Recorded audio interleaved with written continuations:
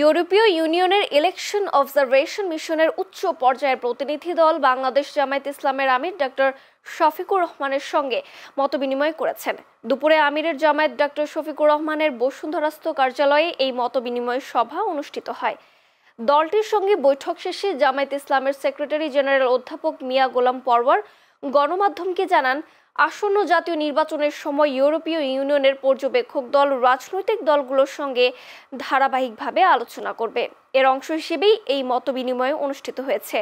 তিনি আরও বলেন, প্রায় 1 ঘণ্টা ব্যাপী বৈঠকে জুলাই সনদকে আইনগত ভিত্তি প্রদান, পিআর পদ্ধতিতে নির্বাচন ব্যবস্থা এবং আগামী ফেব্রুয়ারিতে অবাধ, সুষ্ঠু ও গ্রহণযোগ্য নির্বাচন আয়োজনের গুরুত্ব তুলে ধরা হয়। পাশাপাশি প্রবাসী ভোটারদের অংশগ্রহণ নিশ্চিতকরণ ও নির্বাচনে কারিগরি সহায়তার বিষয়টিও আলোচনায় আসে। জামায়াতে ইসলামের প্রতিনিধি দলকে নিরপেক্ষভাবে দায়িত্ব পালনের আহ্বান জানায়।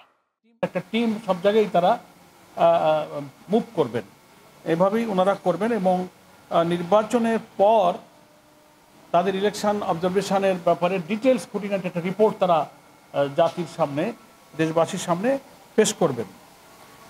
এবং ওনারা বলেছেন যে আমরা নির্বাচন পর্যবেক্ষণের ক্ষেত্রে আমরা প্রফেশনালিজম, তারপর হচ্ছে একেবারে নিউট্রাল এবং ফ্রি ফেয়ার ইলেকশনের জন্য আমরা পেশাদারিত্বের সঙ্গে এই নির্বাচনগুলো পর্যবেক্ষণ করব। এবং আমির জামাত বলেছেন যে শুধু আপনারা ইলেকশন অবজারভেশন করবেন এটা আমরা চাই না, আমাদের নির্বাচন সুষ্ঠু, গ্রহণযোগ্য, নিরপেক্ষ করার জন্য প্রয়োজনীয় টেকনিক্যাল সাপোর্ট আপনারা দেবেন।